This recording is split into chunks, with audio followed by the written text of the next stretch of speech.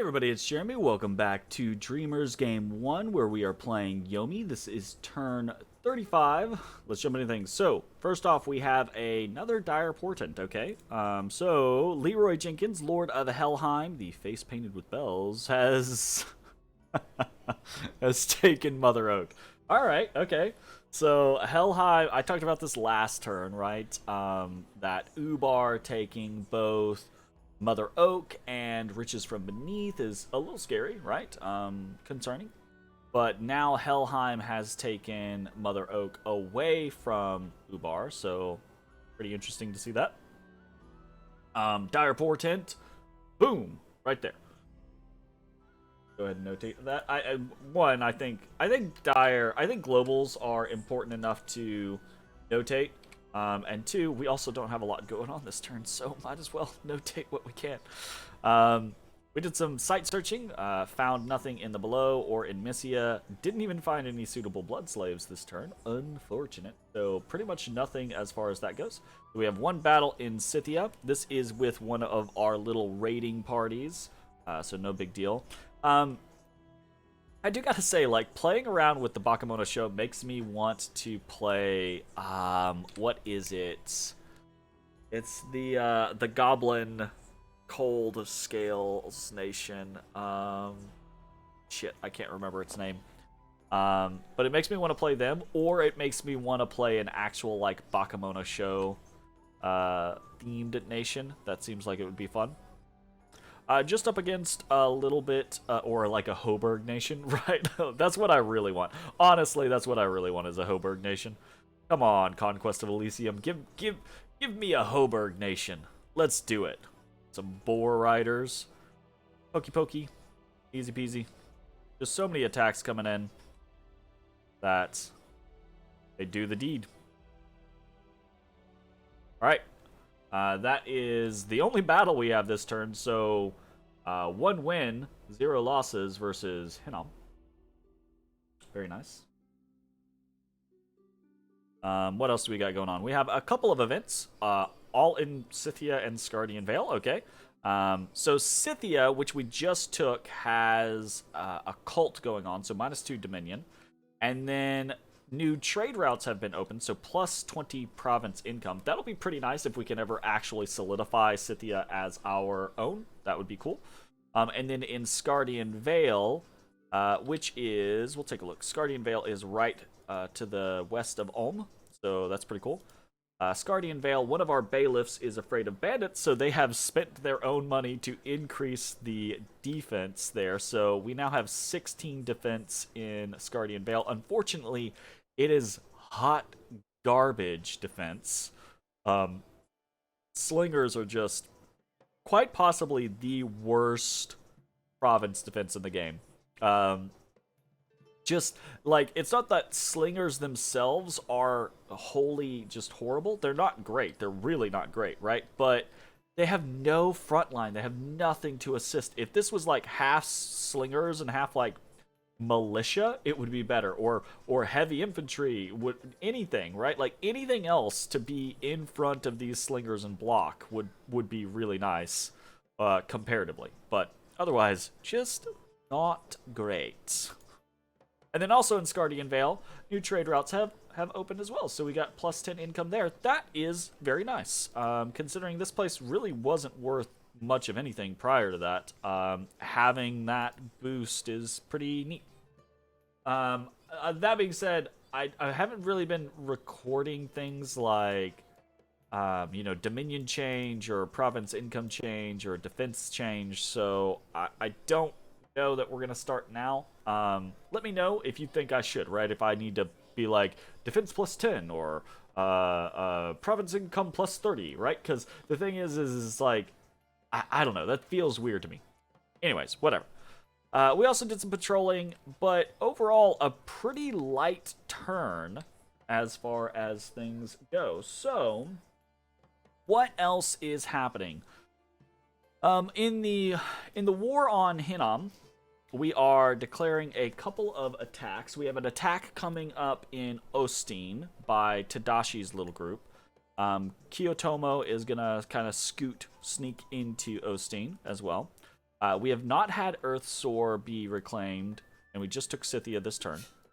We have Aterui moving on to Jibero, and we also have Tokomochi moving on to Shambolic. And I know some people are going to be like, Jeremy, you just pulled him back saying that you don't want to launch a Dione into the open area and be like, blah, blah, blah, blah, blah, blah. I might just randomly get this guy killed. Yes,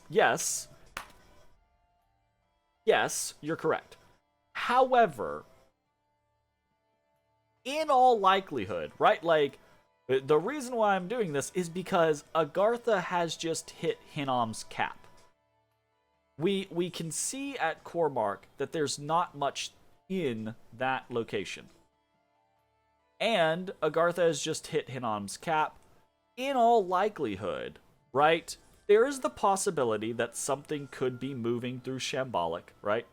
But in all likelihood, it is much, much more plausible that whatever Hinnom is going to throw is going to be towards Agartha this turn to worry about that, right? Agartha is the one with the big threat near Hinnom. Hinnom is going to try to be dealing with that, all but guaranteed. This should be a relatively safe attack, and even seeing this province is free of enemy military units. I don't even know if there's any PD here, right?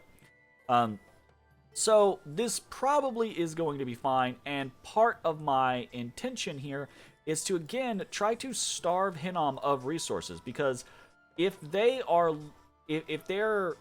having a constant exchange of lands with Agartha, and they are unable to rely on these lands now that I have taken them from them, they could slowly start to actually lose units because they don't have the upkeep to pay for them, right?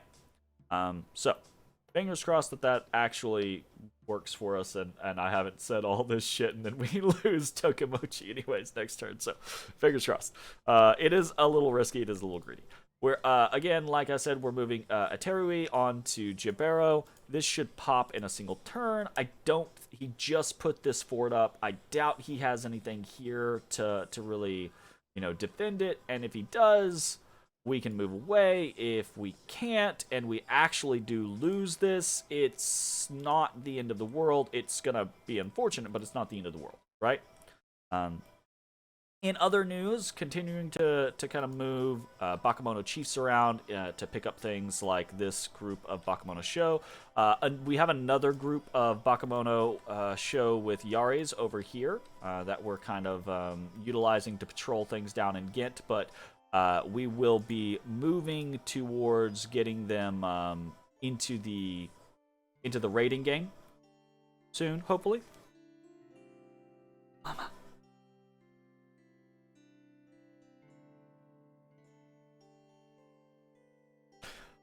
And then, other than that, most of what we're doing is just moving things around for site searching, as we have been, etc.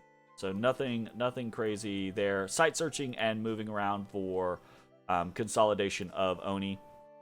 And that's about it. The only forging or ritual casting we're doing this turn is we are doing another Owl Quill with Masatori. So, boom, +1 Owl Quill. Get that. And then, actually, we're not really doing much else this turn, partially because we can't. We're not even recruiting in our capital because our gold income, it looks like we actually had way more than we do. Because we have to send 250 gold to Ubar, we actually only had about 300 gold to play with this turn. And we cannot afford a Dione, so basically I just got another shaman going. Research wise, so basically we're really hurting from an upkeep standpoint. This whole having to send 250 gold to Ubar every turn, we're not even making that back out of Ulm.